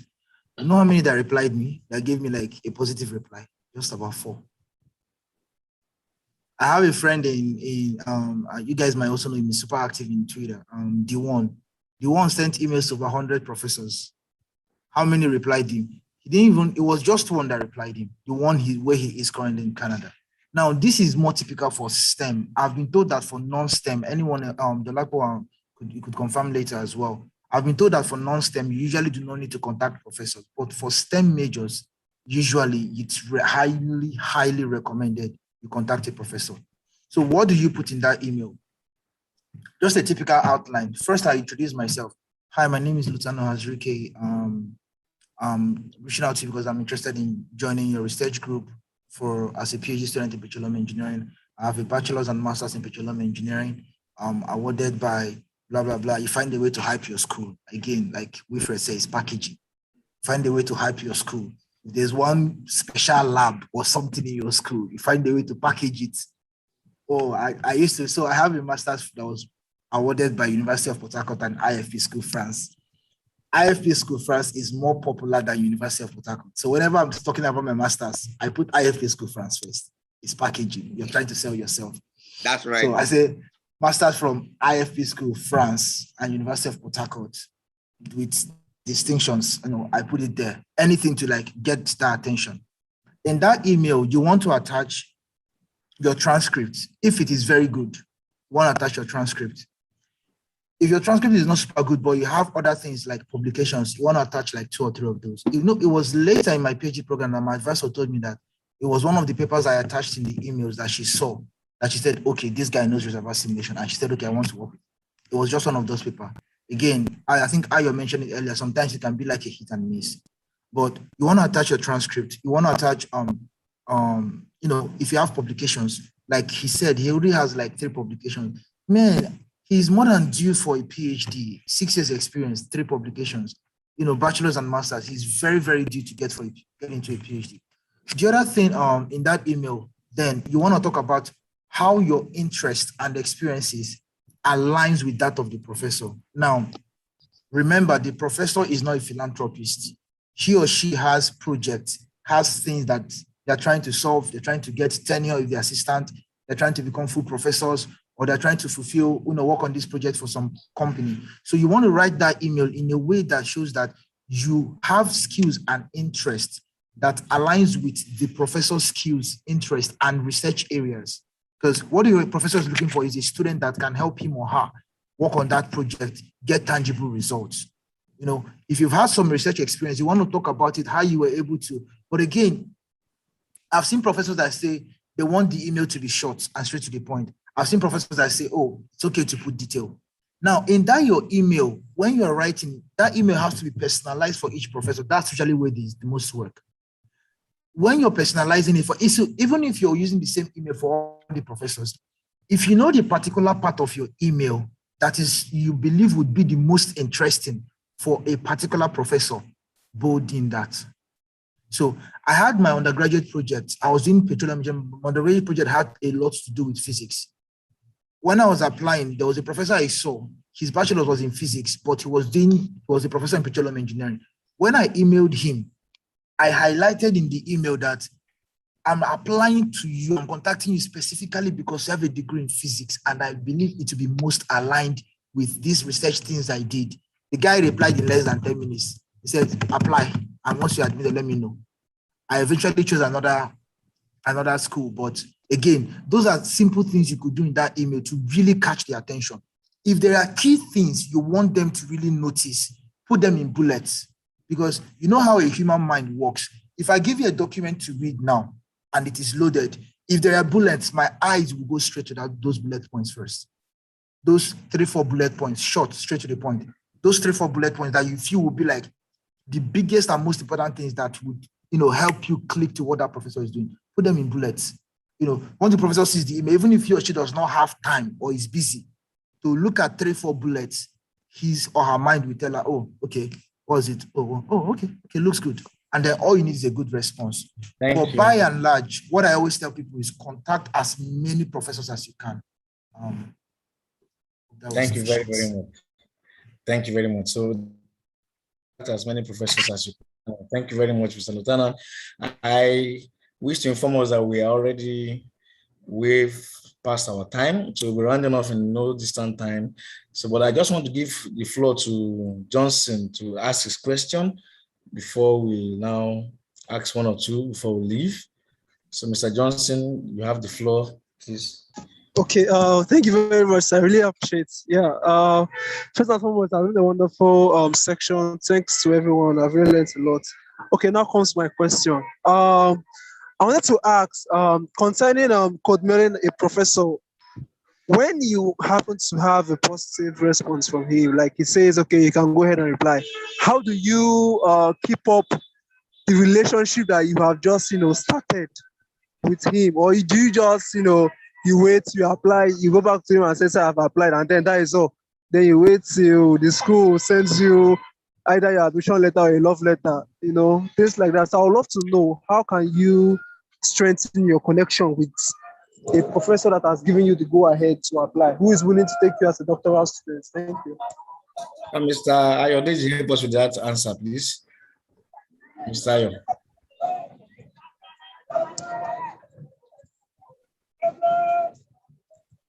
Okay. I think in answering, I think that was Johnson, if I'm correct. Yes, After Johnson, okay. So after you've sent your first email and then the supervisor contacts you further, if you're coming from the angle of being self-funded, or if you're coming from the angle of a project, you now want to kind of like talk about your project. I'm coming from my experience is self-funded. I came up with my own research idea and I spoke with my supervisor. After the first email, he responded back. And most oftentimes, not most oftentimes, the first time he responded back to me, he was talking about corrections that I could make to the project. So when he spoke about the corrections I could make to the project, I worked on it and then I sent it back. And then the next meeting that we had was a virtual meeting. And if you want to now flip the script, I don't know how it works in the American space, but I'm just assuming it's the same globally. When you get a response back, you can now see how you can talk about the project on ground. You can share one or two ideas, so at least the supervisor knows what is likely to get from you. Most supervisors do not want to waste your time with someone that's just going to be a yes man. You're not bringing anything to the table. So you want to be the type of student that would bring something to the table, something that would at least stand out, so that when he's looking at, because you're not the only student that would be applying, you're not the only student that would have gotten a response. So when the professor sees your subsequent messages, is remembering that I remember the student. I remember he spoke about a brilliant idea. I remember so and so things. So those are the things that you want to bring about in your subsequent conversations with him or her. I hope I was able to answer your question. And I think if Wilfred, Lieutenant, or Dolapo have other ideas. Okay. Yeah, sorry, sir. Okay, let me just add this thing. Because the reason why I'm asking this question was because of the response I got from a professor, actually. I sent a mail and he replied me. So it was like he doesn't have enough funding to support me as a doctoral student, that he will encourage me to apply for the school. I will support my application for a teaching assistantship role. Okay, that sounds like that was what I was asking the question. Okay. If Wilfred or Lotana can back me up, or even Dolapo can back me up with subsequent things. Thank you. All right. So thank you very much, Ayodeji. That's not in your space. You are in UK. So we have some little differences here in terms of funding. They have what is called graduate assistant, where you have to teach, and then you have a research assistant where you have to work in the lab and do a lot of research work with your supervisor. Nonetheless, there are some scholarships that you don't have to do any of those. They just fund you and you keep going to school. They have different bodies that do give those scholarships. And if you are fortunate to have one, great.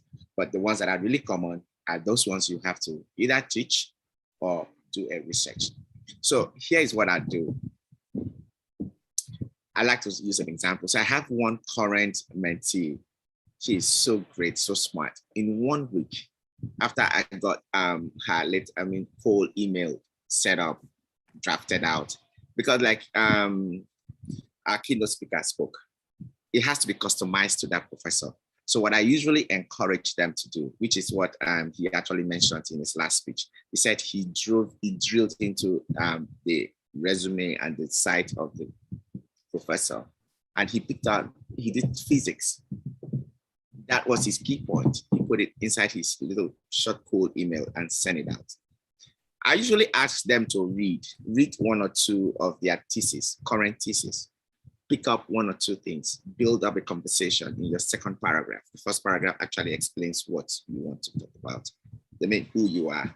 Then the second paragraph talks about what that guy did. Give him some accolades. You need something from somebody, give some accolades. Relate it to what you want to offer. It's just a way you structure it. It's great. But here is the catch. So after he sent out an email, Promise sent out a lot from the time I introduced her. She got rejections the first few ones. She got discouraged. I said, nope, go back. Let's keep sending. Let's re-strategize. But this particular young lady sent out her first 2 emails, and she sent it to 2 professors in the same department. The both of them want to work with her. So she asked me, Wilfred, which one should I go with? I said, this one took time to explain more. This one just gave you 3 lines. Let's go with this one that gave you more description. 2 days ago, she was supposed to have an interview with her today. We responded to her. I said, let's respond to her this way. So we responded to her, making reference to another of our projects. She was so excited. And she was like, you know what? I need to talk with you for 15 minutes. So she sent a calendar. The young girl picked up a date. About 3 days to that day, I said, you know what? Did you research more about her? She said, yes. I said, good. What did you find out? She said, I watched some of our YouTube videos. She did this. I said, okay, let's construct another email. Now, I'm explaining that to you because we're talking about relationship. Listen, when you want something from somebody, listen, you need to do a lot of, washing, accolades, and all that. It's social skills. When you guys hear me talk about soft skills, these are things I talk about a lot. When she sent it out, I can guarantee you that that professor, she's all out to make that lady's application work out. It was an amazing meeting. She actually fell in love with her. So what am I saying? You already have a funding with graduate research assistants. What that means is that your tuition is going to be waived. And you're going to have a stipend by working as a research assistant in the lab or, yes, with the professor. You have funding. So the professor is telling you, go ahead and apply. I'm going to facilitate your application. That's already a green light. If I'm the one guiding you, I will give you a guideline on how to build a relationship with that professor based off your current resources and what the professor is doing. I'm always saying it's a lot of work. If you are seeking for scholarship, every of your tentacles, your 5 senses have to be like this, a lot, to get things done. So if you ask me, you have a funding already. So it's all left for you to manage it well and get it out. Thank you. Thank you very, very much, all our panelists. Thank you, Mr. Winifred, Mr. Ayodeji, Mr. Lotana. Thank you, Madam Dolapo. We appreciate you all.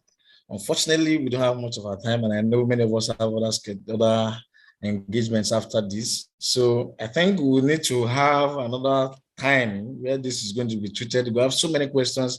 We have a backlog of questions. And I want to assure those who ask those questions that we are still going to communicate these questions to our panelists.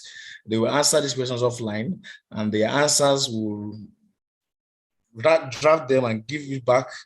We'll ask for your mail addresses. Of course, we have your mail addresses where you registered on our platform. We have your mail addresses.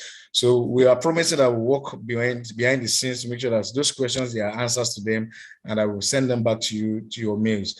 And please note as well that you can watch this recorded video, this recorded version of our webinar today. You can watch it on YouTube. The link has been shared on the chat box. After this event, you can still watch and take your time and listen to what our panelists have said, and also the keynote speaker. So thank you very much, all our panelists. We are sincerely grateful to you all. Thank you, Mr. Ayodeji, on behalf of Study Globally, on behalf of PSP. Thank you, Mr. Lutana. Thank you, Mr. Wilfred. And thank you, Mrs. Dolapo. We are so grateful. We cannot even, we don't know where to start. Words alone are not enough to be able to tell you how much grateful we are for having you on board. So we move to the next line or point of agenda. That has to be the photo session now. So over to Mr. Uchenna, sir.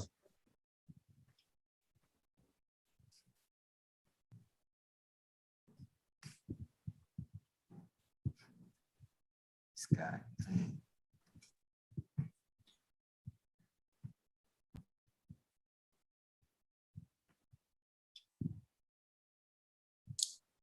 Okay, our photo session. We want everybody to put on his or her videos so that we can take a snapshot. Our smiling faces at this point is very, very key. Okay, you may stop sharing for a while. All right. So we get a good view.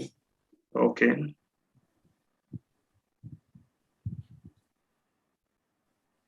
Yeah, more videos are still coming up.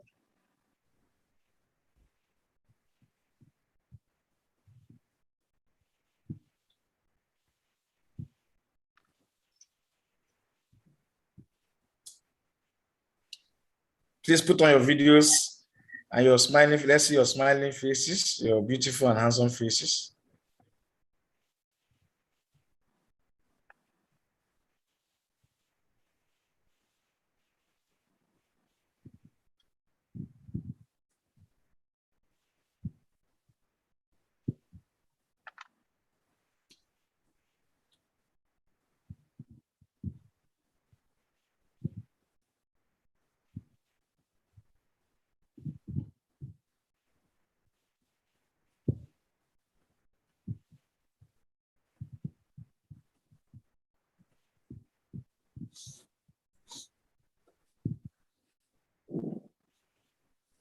Okay, we are good.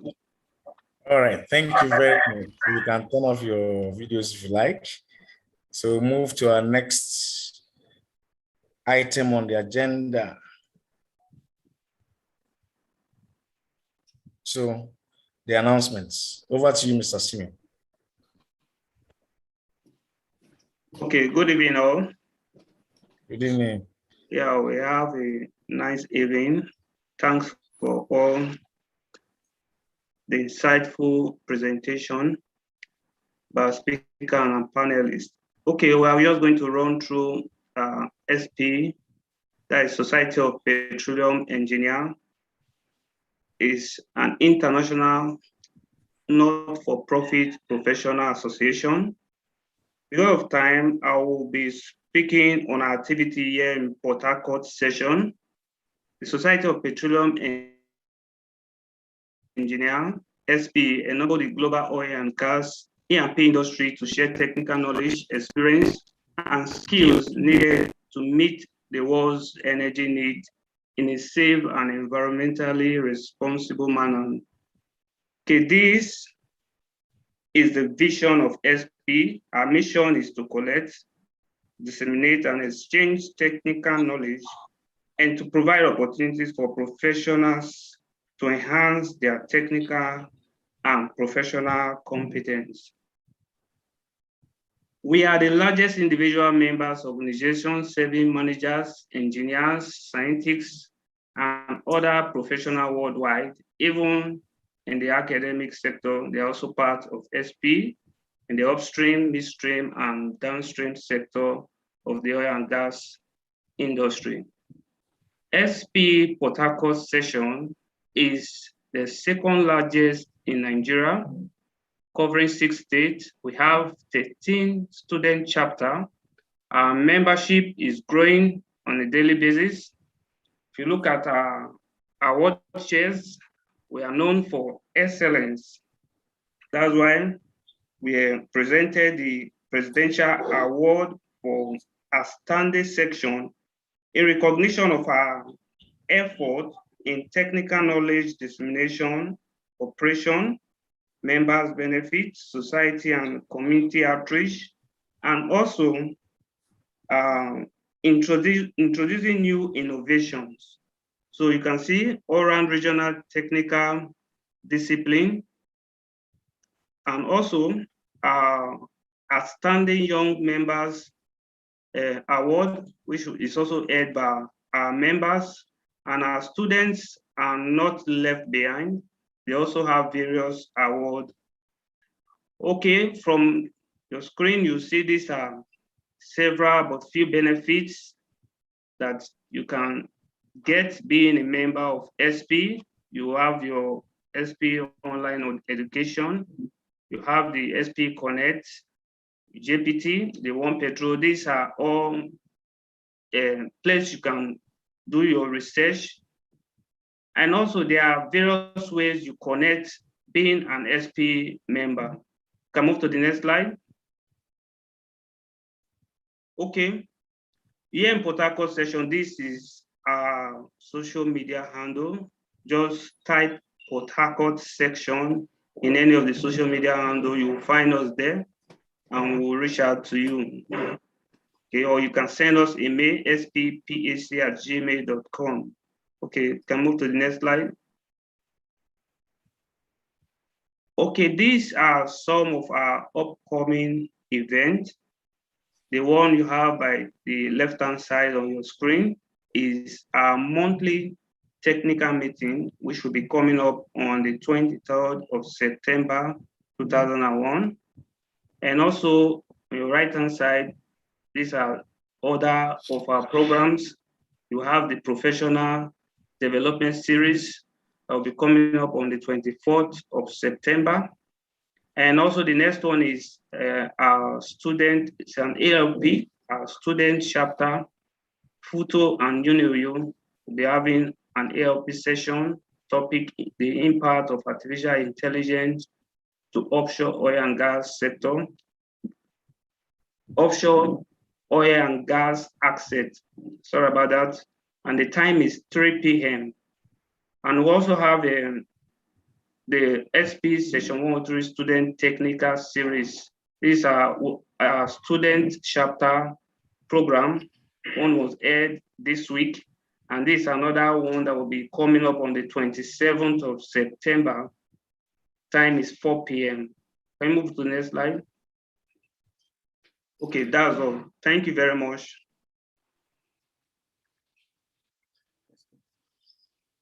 Thank you very, very much, Mr. Steve, our events manager for SPE Port Harcourt session. So I'll go straight to the closing remarks.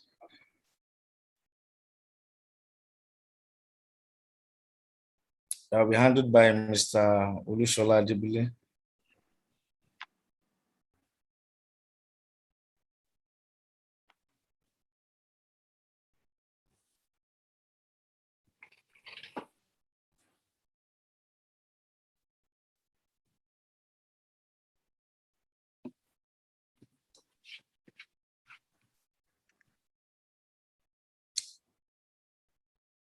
Okay, I'll fit in for him. So you can speak now. All right. It was muted before. Okay. The solution over to you.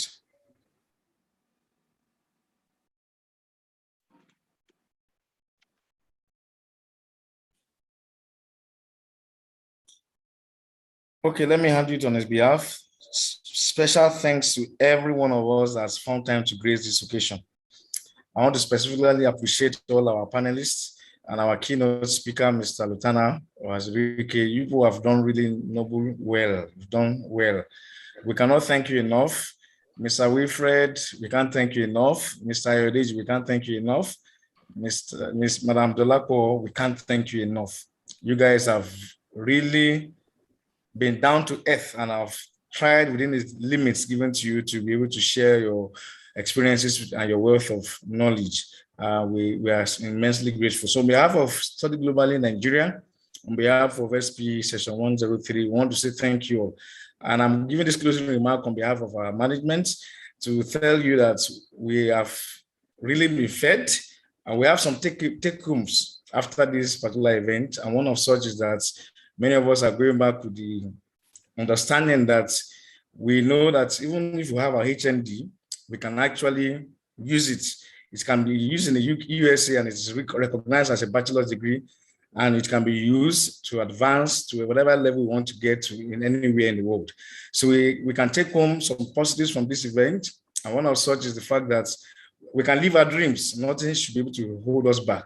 As long as we have the skill sets, we can take our time within this period. For those of us who don't have anything to do at this moment, we can use this opportunity that we have now where we're less able to do some volunteering roles.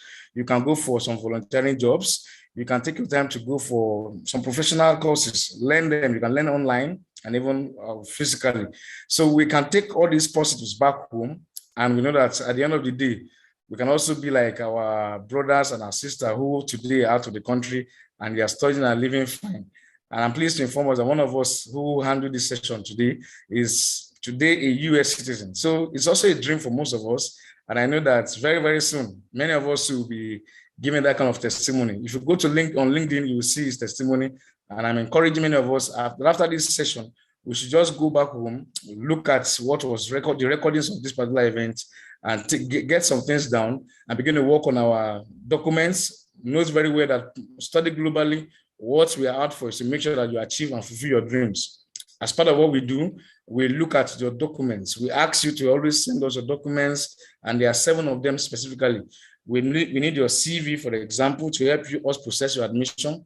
Know that our services are absolutely free. We only ask you to send your documents to us. And what are they? Your CV is priority. Your international passport, the scanned copy is very important. Your statement of purpose, which is like a motivation letter, very, very key. And our panelists have also mentioned that.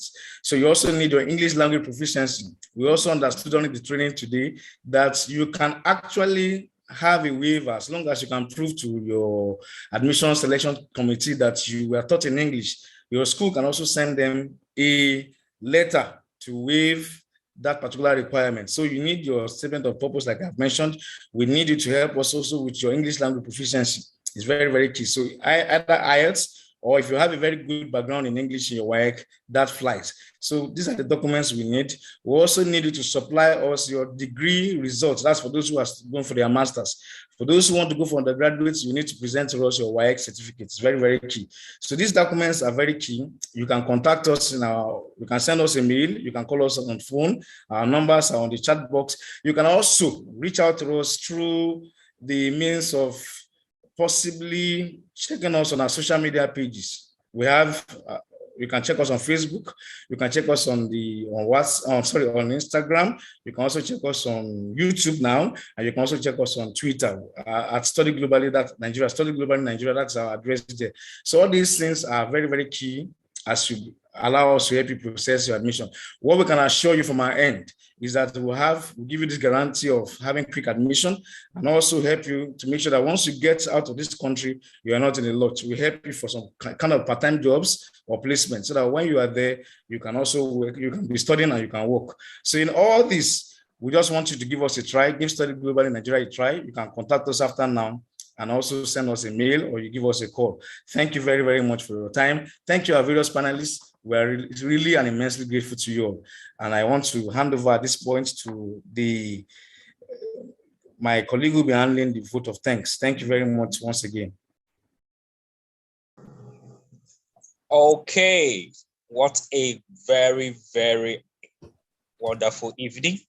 My name is Anthony Wanchuku, and first of all, I want to thank Study Globally Nigeria and XPE Section 103 Port Harcourt for making out time to plan this event.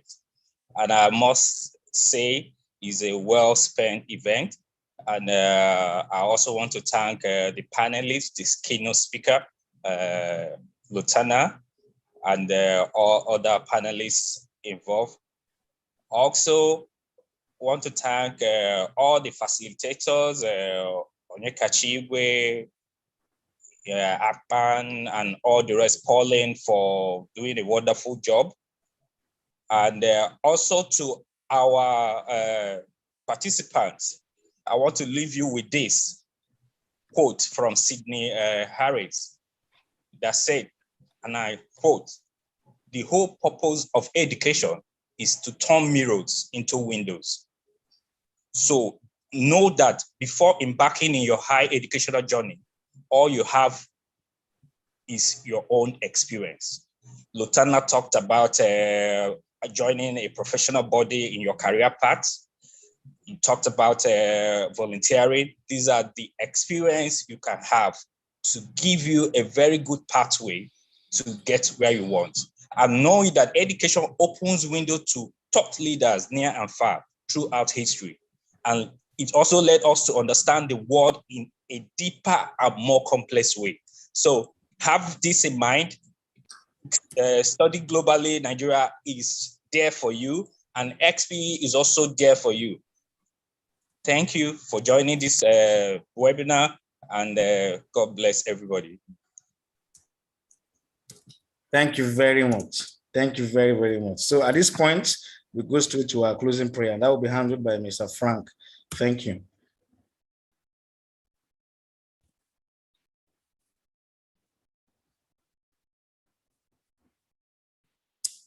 Okay, if it's not available, if there's any volunteer, anybody, any participants amongst us can, whether a Muslim or any of the religion, can help us with the closing prayers. Thank you.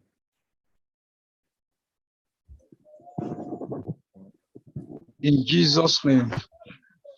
In the mighty name of Jesus. Our Father and our Maker, we are grateful tonight for this one.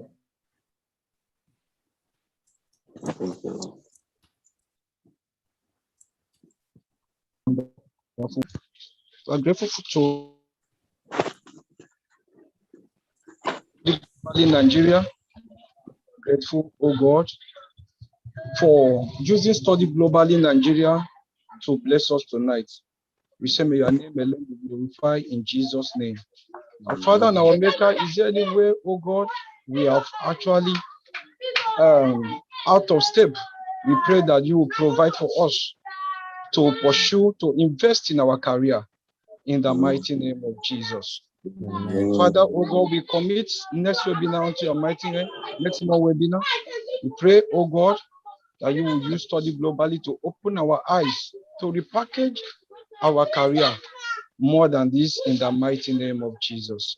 Thank you, even as we go to our various respective ones, that you will bless us in Jesus' name. Amen. Amen. Thank you very, very much. We sincerely say a big thank you to you all on behalf of our management and staff, and also SP, Society of Petroleum Engineers. We say thank you, and we say do enjoy the rest of the evening. Don't forget to follow us on our social media spaces. Don't forget to call us after this event, and we promise you that we'll send you answers to the questions that were not answered to your mail at your mailbox. So please still reach out to us. And you can also reach out to any of the panelists. They're all on LinkedIn. You can reach out to us for their contacts as well. Thank you very, very much. Do have a wonderful night rest. Bye-bye. Thank you. Bye-bye. Bye, everyone. Bye, everyone. Thank you. Bye. Thank you. Bye, everyone. Bye, everyone. Bye, everyone. Bye. Thank you very much. Bye. Thank you, everyone. God bless you. Yeah, Bye. thank you, everyone. Thanks very much. Thank you, everyone. Thank Bye-bye. you So much. Bye.